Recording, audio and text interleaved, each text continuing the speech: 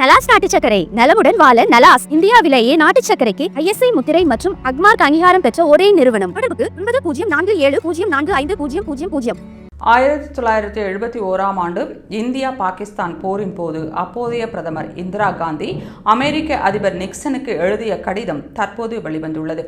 1971 December 5 அன்று எழுதப்பட்ட அந்த கடிதத்தில் பாகிஸ்தான் தனது தற்காலிக இராணுவ அத்துமீறலை நிறுத்தும்படி நிக்சன் தலையிட வேண்டும் என கேட்டுக்கொள்ளப்பட்டுள்ளதுடன் பாகிஸ்தானை சமாதானப்படுத்துமாறு கேட்டுள்ளார்.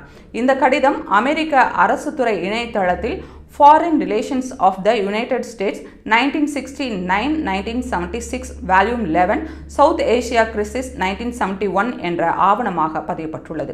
இந்த விவகாரம் தற்போது முக்கியத்துவம் பெற காரணமாக ஆபரேஷன் சிந்தூர் குறித்த விவாதத்தின் போது பிரதமர் மோடியிடம் அமெரிக்க அதிபர் ட்ரம்ப் பேசியதாக கூறப்பட்டதை எதிர்க்கட்சிகள் கேள்விக்குள்ளாக்கின. இந்திரா நிக்சனுக்கு எழுதிய கடிதம் குறித்து காங்கிரஸ் MP பிரியங்கா காந்தி இந்திரா ஒரு சிறந்த தேசபக்தர் என தெரிவித்ததுடன் பாகிஸ்தானை இரண்டாக பிரிக்க உள்நாட்டு மற்றும் பன்னாட்டு தூதரக முயற்சிகளை பயனுள்ளவையாக மேற்கொண்டார் என புகழ்ந்தார். பின்னர் ராகுல் காந்தியும் ஆபரேஷன் சிந்தூர் குறித்து மத்திய அரசை கடுமையாக விமர்சித்து 1971 இந்திரா இந்திய இராணுவத்திற்கு முழு சுதந்திரத்தை அளித்ததால் தான் பங்களாதேஷ் உருவானது என கூறினார்.